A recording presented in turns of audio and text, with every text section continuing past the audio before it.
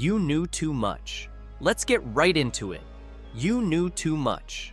Back in those days, if you were a woman who seemed a little too smart for your own good, people started to get suspicious. The average medieval peasant wasn't exactly a scholar. Most folks were illiterate and had the scientific knowledge of a turnip. So, if you were a woman who could read, write, or do math, people started to wonder where you got these devilish skills. In their minds, there's no way you know all this without some sinister source. They think you must be getting your knowledge from the devil himself. Never mind that you might have learned it from your grandmother, and so on. Nope. To them, any woman with a brain full of knowledge was suspicious. And don't even think about having a curious mind. If you started asking too many questions like, why does the sun rise and set? Or, how do birds fly? You were basically asking for trouble.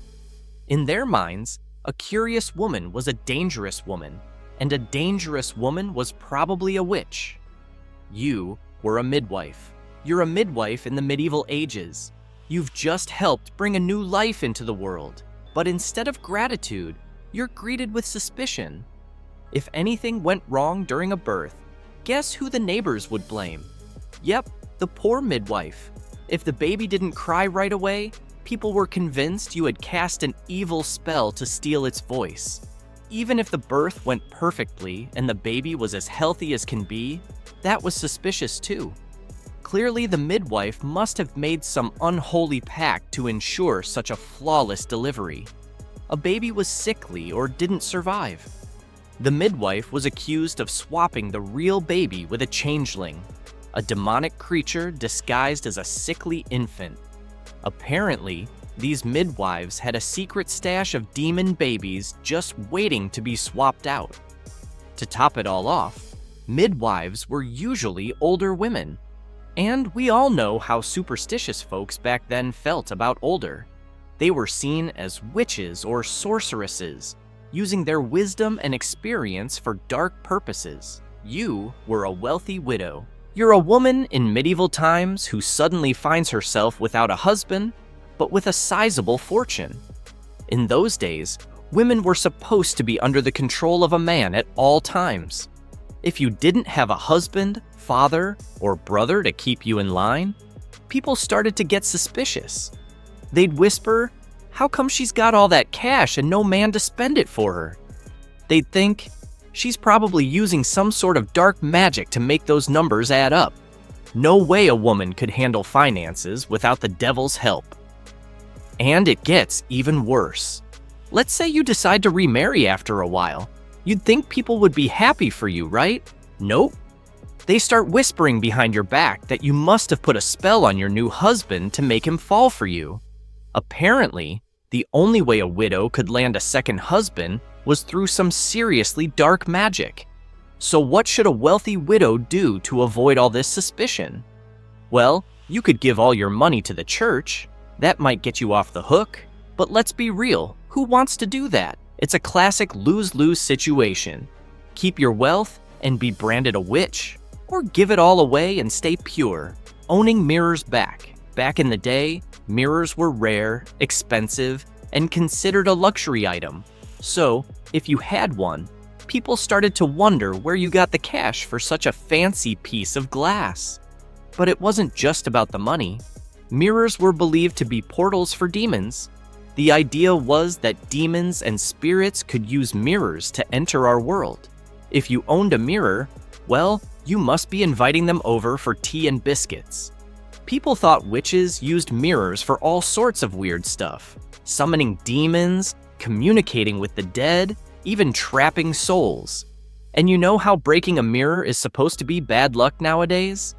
Well, in the Middle Ages, a broken mirror was like accidentally releasing a bunch of demons into the world. Good luck explaining that one to your local priest. You played unusual music. You're strumming a lively tune on your fiddle, and suddenly, you're the talk of the town, but not in a good way. Playing unusual music back in the day was a risky business. The church had a pretty tight grip on what was considered acceptable. and anything outside their approved playlist was seen as the devil's work. Folk music, with its lively tunes and catchy rhythms, was particularly suspect. The church saw it as a gateway to sin and debauchery. Some believed certain tunes could summon demons, curse crops, or even make cows dance. And let's be real, nobody wants to see a cow twerking. Some instruments were straight up banned for being too devilish. Take the fiddle, for example. Today, it's a staple in folk music, but back then, it was known as the devil's instrument. People believed the fiddle's high-pitched sounds were actually the screams of tortured souls in hell, and don't even think about dancing. Dancing to unusual music was seen as a sure sign of demonic possession. You could be doing a medieval TikTok dance, and people would think you were having a supernatural seizure. Anything too upbeat, too catchy, or too much fun was immediately suspect.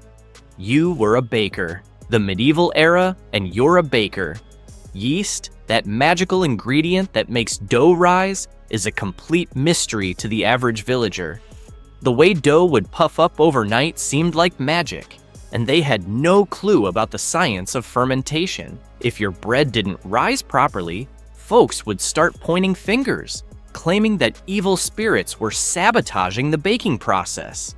But if the bread rose too much, it was a sign that you had some supernatural help. Witchcraft was the obvious explanation, because why else would dough rise perfectly? Sometimes bread got moldy, not just any mold, but a special type of fungus called ergot that grows on damp rye. When consumed, it can cause some pretty trippy hallucinations. Imagine you're a baker, and one day, half the village is running around claiming they saw dragons in the sky after eating your bread. They'd be like, "You've clearly bewitched us with your devil bread. You were a weaver." Back in the day, weaving was seen as a mysterious and almost magical skill. Some people believed that witches could weave curses into their fabric. So, if someone wore a piece of cloth you made and then got sick or had a run of bad luck, guess who they blamed? That's right, you and your enchanted weaving skills. If that wasn't enough, there were tales of weavers using enchanted threads. These threads were said to be spun from the hair of witches or even the devil himself. So, if your fabric was too smooth or too strong, it was obviously made with some supernatural help. Weavers often worked with colors and dyes, and back then, dyeing cloth was not a simple task. It involved a mix of weird ingredients like crushed bugs, roots, and even urine. To the average medieval villager, these were all ingredients for a witch's potion. Your soap was too effective. Back in the Middle Ages, making your own soap was a pretty common thing. You'd gather up some ashes, mix them with animal fat, and voila! You've got yourself a nice little bar of homemade soap. So, you're living in a small village where everyone's walking around with dirt covering their faces. The streets are filled with people who look like they just lost a fight with a pig in a mud pit. But then, there's you, walking through town with your sparkling clean skin. Naturally, people start to wonder how on earth you get your skin so clean. Rumors begin to spread faster than the plague. They start saying you're using witchcraft because obviously, the only way to achieve such clean skin in a time where bathing was a luxury is through some sort of dark magic. You were a lucky fisherman. You're a fisherman living in a small village by the sea. Every morning you head out on your boat, cast your net, and hope for the best.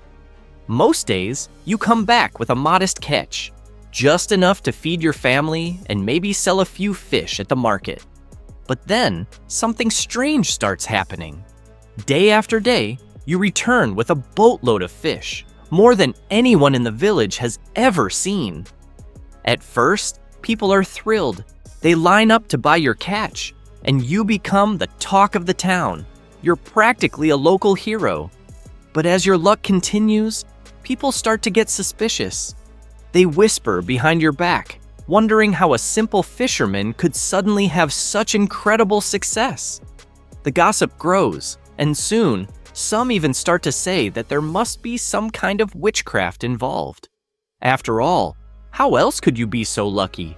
Some people believed that witches could transform into fish themselves. They thought that witches would shapeshift into fish, swim among the schools, and lead them straight into the nets of the fishermen they favored. So in their minds, you're not just a lucky fisherman, you're in cahoots with witches, or maybe even a witch yourself.